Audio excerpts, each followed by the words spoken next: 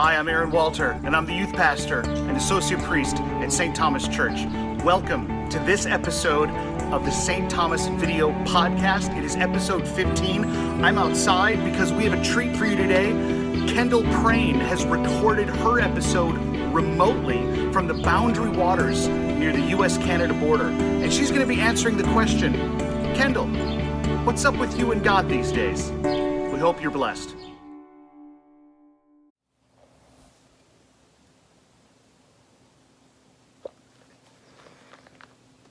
Hello, St. Thomas. As you can see, I'm currently not in the St. Thomas Church where these podcasts have been filmed in the past. Instead, I'm up in the Boundary Waters in northern Minnesota, and behind me, that land, is Canada. Yeah, it's so cool. I'm having a blast up here. But it is also very remote. I'm 45 minutes away from Grand Marais, and in Grand Marais is the nearest laundry machine. So yeah, it's been a good 2 weeks so far. I graduated from Stevens Point and came up here immediately, and I'm going to be up here all summer. Then I'm heading all the way to California.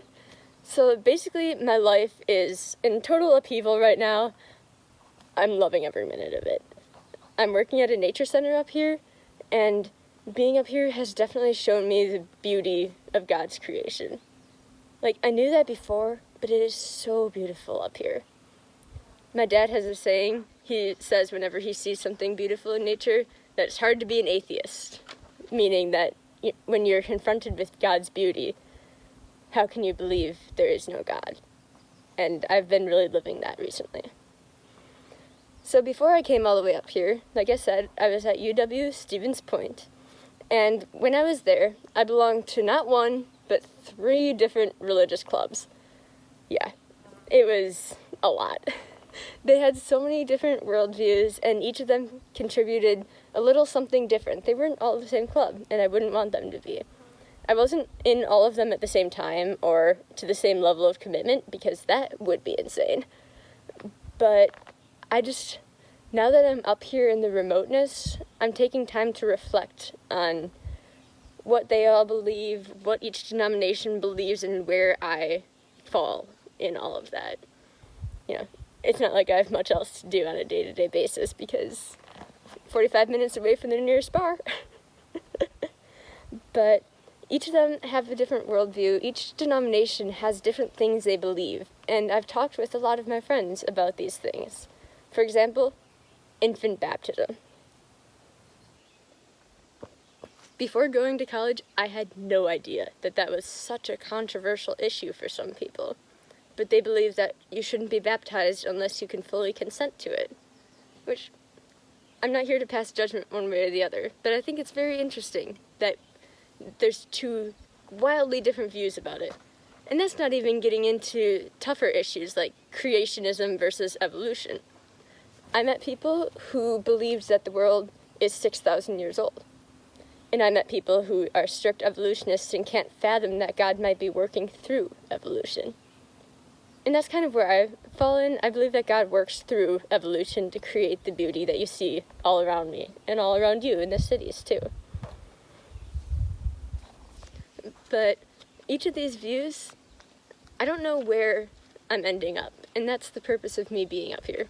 Well, and to work and have a job and, all those boring physical life stuff. But through my reflection, I found myself falling back on the basics. I have a Bible. I have a journal I've been using to jot down my reflections. And this might sound sacrilegious, but I've come to realize that a lot of that theology, all those debates, are really just the details. Because when it comes down to it, there's a great Bible verse, and I can't remember the citation for it, but Jesus says, "I am the vine, and you are my branches." And I don't know many vines, but I know trees, and I know branches.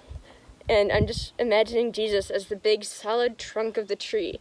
And each denomination goes off of that to a different branch and bears fruit equally.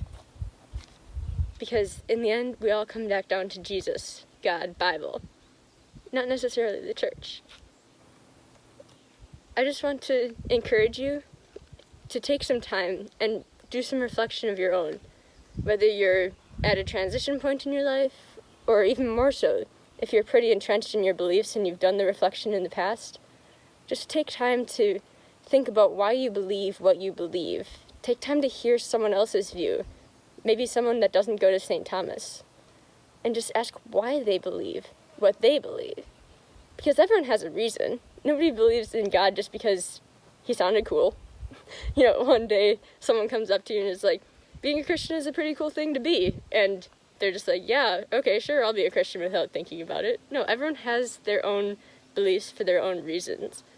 And one thing I've learned over the years is that it's fascinating to talk to people about them. Until I see you again, in the fall, hopefully, I hope you have a great summer.